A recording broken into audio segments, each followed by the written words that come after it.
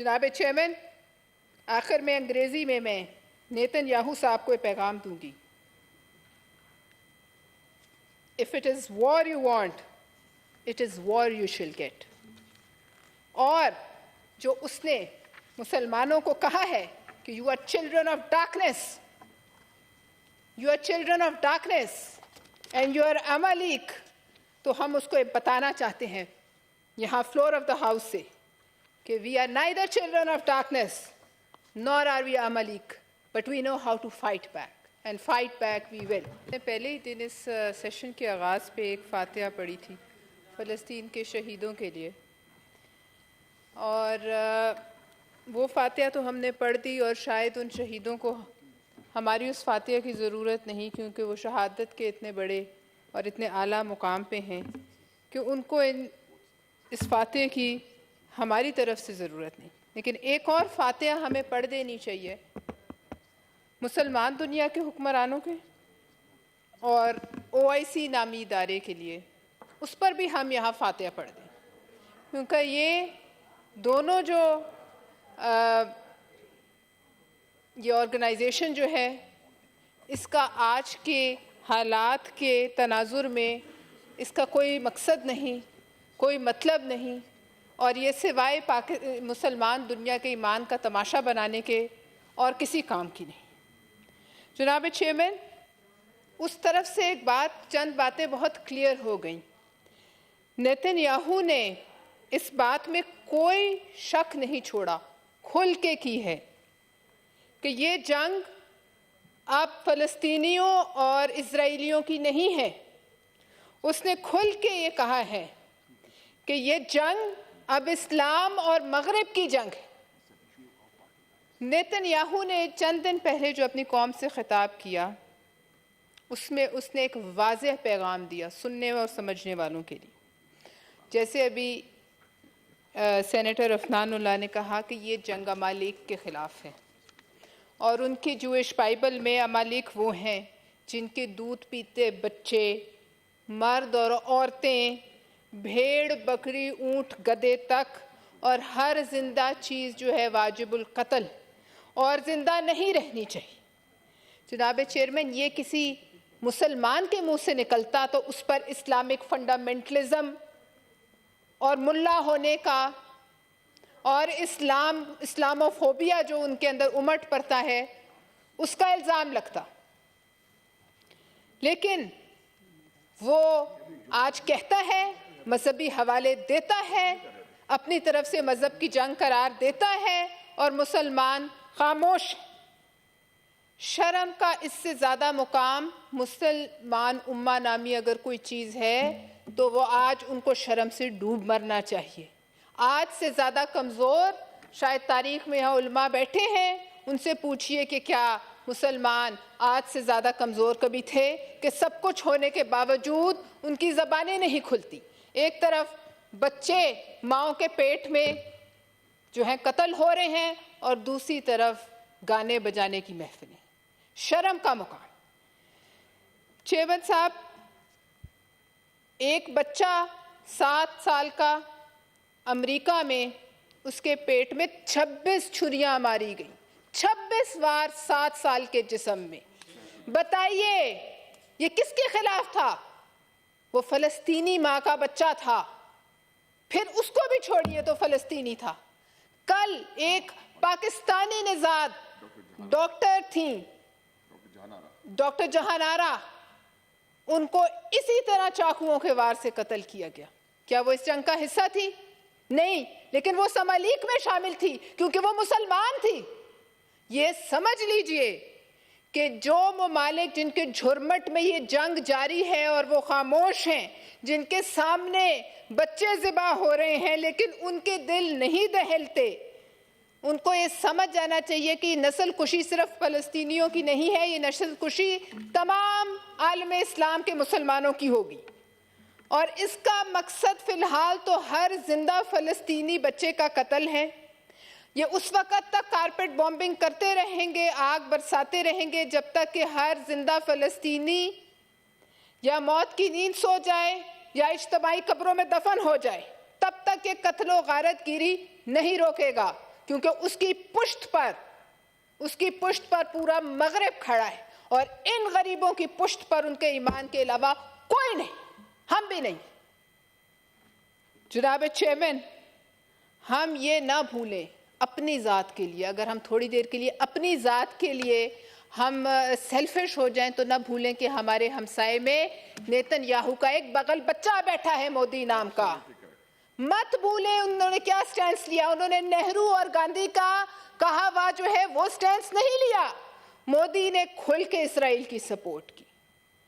मोदी के हिंदुस्तान निजाद निकी हेली जो वहां की प्रेसिडेंशियल उम्मीदवार है, वो रोज जहर उमड़ती है। वो कौन है?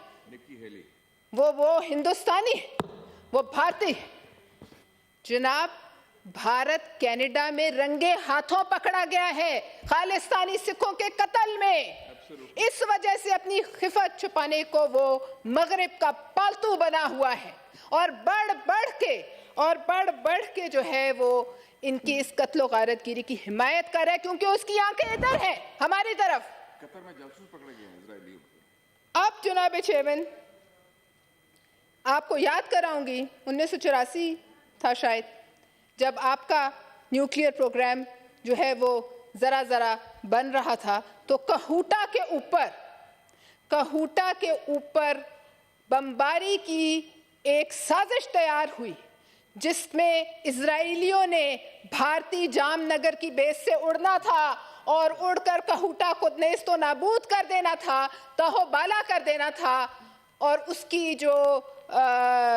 उसका जो इजाज़त है वो इंदिरा गांधी ने खुद दी। वो तो उस वक़्त नहीं हो सका, लेकिन क्या आप समझते हैं कि वो अभी भी उनके दिल में वो ख्वाहिश नहीं है? क्या आप ये नहीं समझते कि भारत जो है और मोदी जो है वो उनकी हरकतों से शय नहीं पकड़ रहा? आप अपने बारे में, अगर खुद अपनी जो है सिक्योरिटी के बारे में सेल्फिश होकर सोचें, और ये तो इस्लाम और हम मुसलमान जो हैं वो तो चले हम जो हैं वो नज़र आते हैं, उसको एक मिनट के लिए छोड़ दें, तो क्या आपको मोदी छोड़ देगा? कभी भी नहीं। दूसरी बात, चेयरमैन साहब, कोई भी कमज़ोर रिस्पॉन्स पाकिस्तान की तरफ से, कमज़ोर रिस्पॉन्स फ़लस्तीनियों के लिए तो हम कुछ करने की जो है पोजीशन में है ही नहीं। हम कुछ नहीं करना चाहते, लेकिन कमज़ोर रिस्पॉन्स हमारे अपने लिए ज़हर कातिल है। ये वजह मैंने आपको बताई। लिहाजा शर्म के मुकाम उन लोगों के लिए है कि एक तरफ गज़ा के अंदर मौत रक्स कर रही है, वहशियाना मौत रक्स कर रही है, और गज़ा वाले सीना चौड़ा करके उसको गले लगा रहे हैं, क्योंकि उन्हें पता है कि मरना है तो फिर मरेंगे, वो शहादत कबूल करेंगे और खुले दिल से कर रहे हैं। तो दूसरी तरफ अरब दुनिया में कब्रिस्तान से ज्यादा सन्नाटा है, मौत से गहरा सन्नाटा है। हैरत है उन मुल्कों पर जो साथ लगते हैं और उनको ये यकीन है कि हमारी तरफ ये नहीं आएगा नेतन्याहू। जो लोग खामोश तमाशाई हैं वो ये जान लें, अपने हम समेत, कि ये यहां नहीं रुकेंगे। ये हर उस मुल्क पर वार करेंगे जो आज या किसी खौफ या किसी लालच की वजह से खामोश है। ये हर उस मुल्क पर वार करेंगे, और ये जब अपनी जो है हवाले देते हैं मजहबी, तो हम क्यों नहीं दे सकते? अगर मजहबी की जंग है तो ठीक है, हमारे मजहब में तो जिहाद है, क्यों शर्माते हैं हम? जनाब, अगर फ़लस्तीनियों का चिराग बुझाया जा रहा है और हम वैसे खामोश हैं, हमसे मुराद सारी अरब और मुसलमान दुनिया, तो ये याद रखें कि चिराग सबके बुझेंगे, वो भी नहीं बचेंगे। और चेयरमैन साहब, पीस टॉक्स और वो 2 नेशन सोल्यूशन, इन बातों से बाहर आए।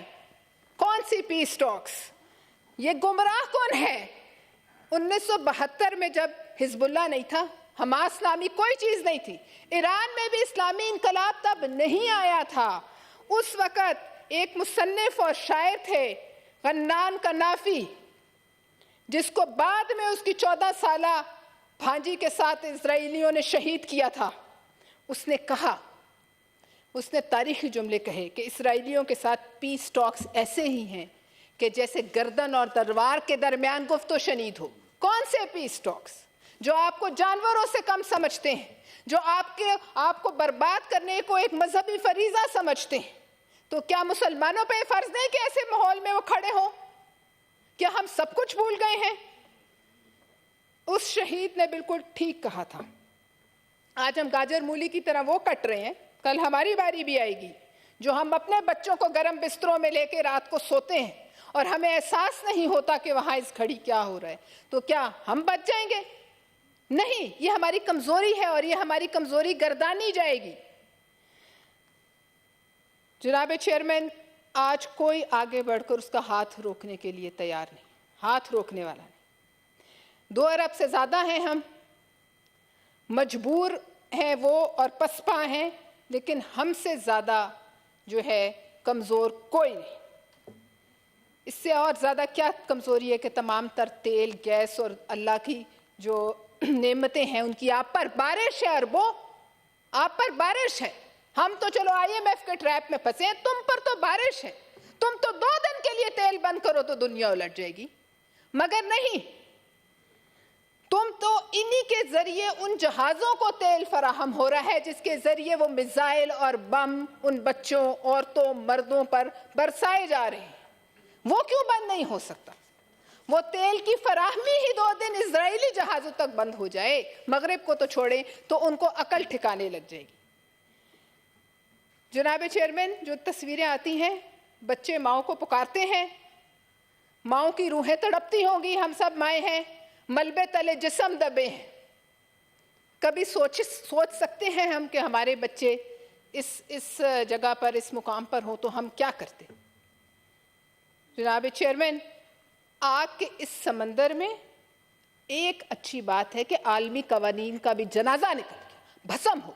आज के बाद किसी मगरबी मुल्क को, और हम जितने सेनेटर्स जाते हैं हम मुख्तलिफ जगहों पर कॉन्फ्रेंसेस में, कोई भाषण ना सुने किसी ह्यूमन राइट्स पे, किसी चीज पर, किसी भी आलमी कानून की आज के बाद कोई हैसियत नहीं रही। आप अपने जोर पे कानून कायम करें, हम अपने जोर पे कानून कायम करेंगे। लिहाजा नेतन्याहू भी ये समझ ले कि ये जंग तो उसने शुरू की, बम भी बरसा रहा है, लोग भी शहीद कर रहा है, 8000 लोग भी जान से गए, लेकिन जितना एक इसराइली को उसने इस दुनिया में गैर महफूज कर दिया है वो कभी तारीख में नहीं हुआ। क्योंकि सोशल मीडिया है, हर मुसलमान के फोन पर, घर में ये मनाजिर देखे जा रहे हैं। आपने देखा दागिस्तान में क्या हुआ? वो भी हमारी तरह के मुसलमान हैं, वो भी हमारी तरह के मुसलमान थे। एक छोटा सा वाकया हुआ, छोटा मुल्क है हमसे, न्यूक्लियर पावर भी नहीं, लेकिन आपने देखा क्या हुआ। तो लिहाजा इसराइल एक ऐसी जंग में अपने आप को झोंकने जा रहा है जहां अंदर जाने के तो 100 रास्ते हैं उसके पास, लेकिन बाहर निकलने का एक रास्ता नहीं बचेगा। और ये हदीस शरीफ में भी है कि अरबों के लिए बड़ी तबाही जो है वो बयान की गई है, और यही शायद वो घड़ी है कि जब अरबों की इससे ज्यादा क्या तबाही हो। लगता यही है कि यही वो घड़ी है। जनाब चेयरमैन, अफसोस यह है कि कहाँ गए वो लीडरान जो इसराइल की आंखों में आंखें डालकर देखते थे। जब मोहतरमा बेनज़ीर भुट्टो ने कहा मैं गजा जाऊंगी, तो वहाँ यित्ज़हक रबीन ने कहा इजाज़त लो। उन्होंने कहा मैं इजाज़त नहीं लूंगी। उन्होंने कहा कौन हो तुम, किस तरीके से अनाउंस करती हो कि तुम आओगे? और मोहतरमा ने अनाउंस किया, मोहतरमा ने उनकी आंखों में आंखें डाली। यहाँ जब यासिर अरफात आए तो यही मुल्क था, F-16s ने उनको एस्कॉर्ट किया, सलामी दी। और जिस वक़्त वो भुट्टो साहब की मज़ार पर गए तो हर एक की आंखों में आंसू थे। अफसोस ये है कि आज कोई एक ऐसा लीडर पूरे आलमी इस्लाम में जिंदा नहीं छोड़ा। जनाब चेयरमैन, करबला के वाक़यात हम सुनते हैं, मासूम बच्चों को प्यासा रख के ज़िबा किया गया, इसमें कोई शक नहीं ये आज का करबला है। सिर्फ तलवार की जगह बम है, और नेतन्याहू आज का यजीद है। इसके खिलाफ लड़ना हर मुसलमान का फर्ज है। जनाब चेयरमैन, आखिर में अंग्रेजी में मैं नेतन्याहू साहब को पैगाम दूंगी, if it is war you want, it is war you shall get. और जो उसने मुसलमानों को कहा है कि you are children of darkness, you are children of darkness and you are Amalek, तो हम उसको बताना चाहते हैं यहाँ फ्लोर ऑफ द हाउस से कि we are neither children of darkness nor are we Amalek, but we know how to fight back, and fight back we will.